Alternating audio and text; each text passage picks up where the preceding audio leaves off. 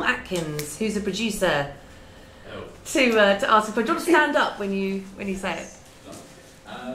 This isn't really a personal experience, but particularly to Roz. I was just thinking about big names in the West End, and productions are often sold on those big names. Right. So what would happen, I don't know if you have experience with this, but if the name dropped out 2 weeks before and as a result started negatively affecting publicity, and publicity was all about how the act was falling out, what would happen from the producer's perspective?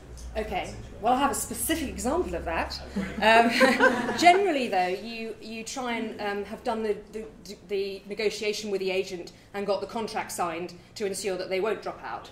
And there is in theatre more than I think film, there is a sort of gentlemanly, even though obviously you have to have contracts, but there's much more of a gentleman's sort of agreement. If somebody says they're going to do something, they do it.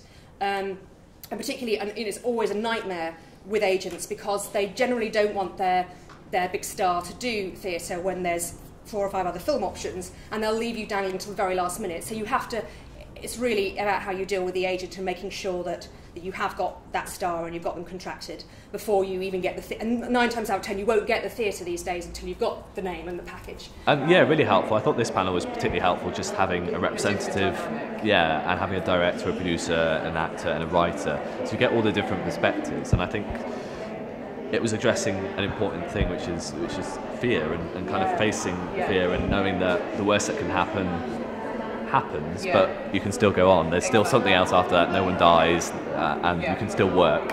And I think that's really important, particularly for new practitioners, because fear is something which you will come up against, and just getting over that will unlock a freedom to create even more stuff. So.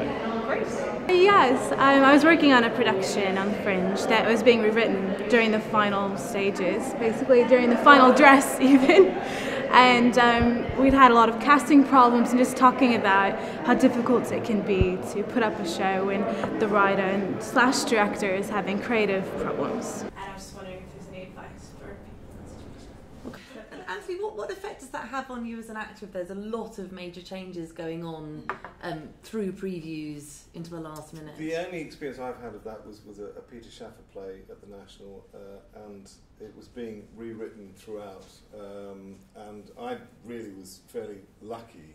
Alan Bates, who was playing the lead, was constantly having to learn and unlearn and relearn, and I don't know how he did it. I must admit, the major changes came after previews in set, costumes. Suddenly everything changed.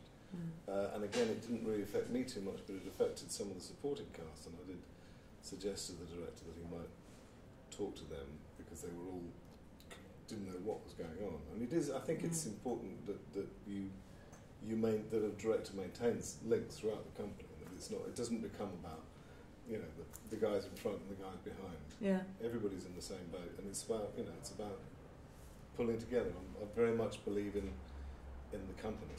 Yeah, that is one of the great things about these events, is that it reminds you that no matter where you've gone in your career, that everyone has the same problems and we're all part of a community. We're all human. Yeah.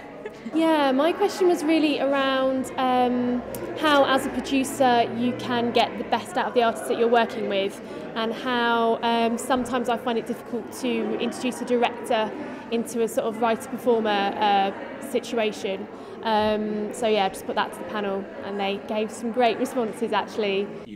The worst that can happen is that a company of actors putting on a show completely disintegrates, and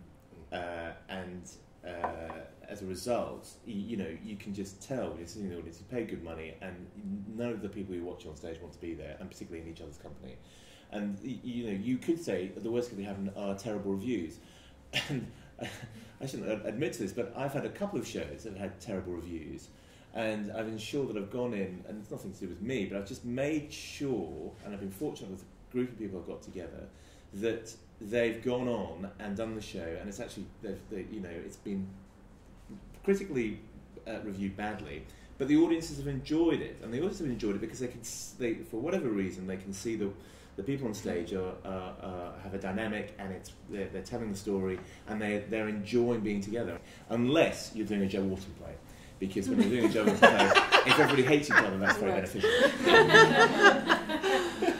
kind of find it interesting if somebody's very closed, I mean, there are certain channels with feedback. You certainly, as a producer, if you're taking the role of venue producer, it's seen sometimes as it's the wrong thing. I would never go up to an actor and say, okay, so my notes for Act 1 are. I'd have to. Well, I have done that once, but I had my knuckles wrapped. So, but you have to put that entirely through the director and the creative team. Yeah, I asked Anthony as an actor if he's ever got to the point in rehearsal process where he's really struggling with a character, and how he finds the extra incentive to have confidence in himself and keep playing away, where he gets that from. It's a very tricky one. I think I can safely say pretty much I've always got there, but it was quite difficult again with 6 Degrees, because something that I used to do when I came out of drama school was sort of gravitate towards an accent very easily, because I can do accents, and it was something that my partner pointed out. She said, "Well, you just, don't do that, because as soon as you do, you're doing a shortcut." And in 6 Degrees, I realised fully what she meant, because when you do an accent, it takes you out of yourself, but you're still not the character. So you can hear this voice that's it's an American talking, it's all going on, but it's not the character, because you haven't found the character. He's not in here, and it's a question of tying the two together. And it was actually quite tricky until I just got the accent out of my head and just made that sort of automatic, so that I could find the guy. But I don't think there's any advice. I just think it's that again is part of the excitement of being an actor, is just trusting to. And you can do. I mean, occasionally I will look at someone else's performance. For instance, playing a king. I watched a bunch of guys playing. I watched Peter O'Toole in Lion in Winter, in Beckett. I watched Malkovich in Something Unspeakable. It was terrible. But I watched several people playing kings just to get an idea of and it's a very interesting thing. It's quite interesting just sometimes to sort of step outside of the role you're doing and just watch somebody else having a go at something in the same ballpark. It might just give you just that little lift that you need into it, and that little inspiration. You go, oh, that's what I need. Yeah, it was great. I thought it was fantastic, just because obviously you're speaking with people that you really respect and admire, and they're just so frank about everything that goes wrong, and you realise actually they were in the same position as you a few years ago, and sometimes things go wrong. I think sometimes it's just about having someone a little bit more experienced just to confirm what you were probably already thinking, actually. So that was great. So humorous, but it was also very true, and that we all have had shows that don't go the way you think they will, and you just find a way to get out of it. Excellent. Yeah. Great, thank you. Glad you enjoyed it. Thank you, guys.